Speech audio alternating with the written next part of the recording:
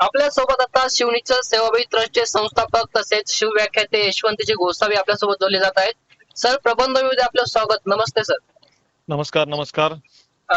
सरजी, आपण सध्या विद्यार्थ्यांच्या या जे नीट परीक्षा संदर्भात आंदोलन सुरू आहे दिल्लीला, आपण त्या ठिकाणी गेलेले आहात। नेमकी होय। तेथील परिस्थितीबद्दल काय सांगाल?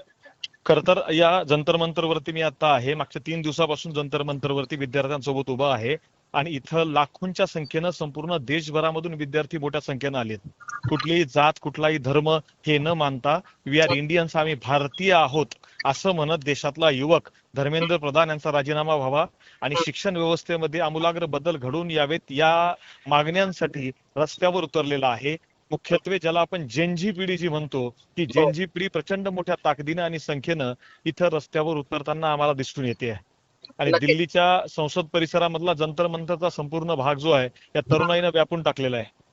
नक्कीच। सरजी, आपण आंदोलनस्थळी भेट दिली, या दरम्यान विद्यार्थ्यांशी आपण संवाद साधला का? नेमकी काय प्रतिक्रिया होत्या विद्यार्थ्यांच्या?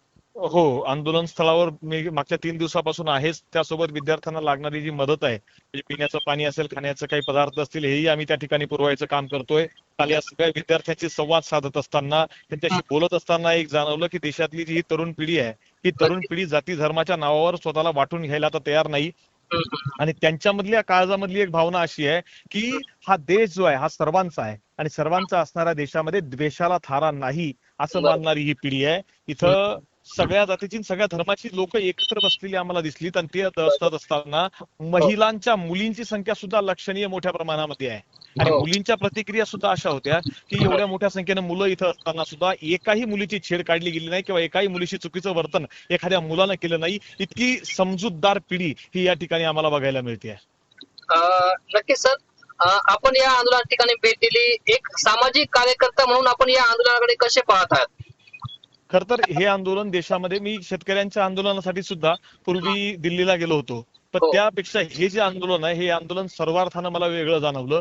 हे वेगळं असण्याचं कारण असं आहे की या आंदोलनामध्ये तरुण पिढीचा सहभाग हा प्रचंड मोठ्या प्रमाणामध्ये आहे, सक्रिय आहे आणि यांच्या भूमिका ठरलेल्या आहेत। म्हणजे यांच्या भूमिकेमध्ये ते कुठल्या राजकीय पक्षाला मानणारी मुलं नाही, ती म्हणजे काँग्रेस असो किंवा बीजेपी असो, पण जे चूक आहे त्या चुकीला चूक मानणारी ही जी पिढी आहे, तर ही पिढी मला या ठिकाणी बघायला मिळते आणि खऱ्या अर्थानं हे देशाचं भविष्य आहे आणि त्यामुळे या मुलांच्या पाठीशी आपण उभी राहिली पाहिजे, ही माझी भावना आहे म्हणून मी दिल्लीमध्ये आलोय। नक्कीच सर, आपण या महाराष्ट्रातील तसेच देशभरातील विद्यार्थ्यांना नेमकी काय संदेश द्याल या तर आपल्या प्रबंधभूमीच्या माध्यमातून मी या युवा पिढीला संदेश देईल की आपल्या न्याय आणि हक्कांकरता आपण लढलं पाहिजे। खर तर इतिहास जो आहे हा तळवे चाटणाऱ्यांचा लिहिला जात नाही। इतिहास हा या मातीतल्या शेतकऱ्यांसोबत, कष्टकऱ्यांसोबत आणि व्यवस्थेच्या विरोधात उभं राहणाऱ्यांचा लिहिला जातो।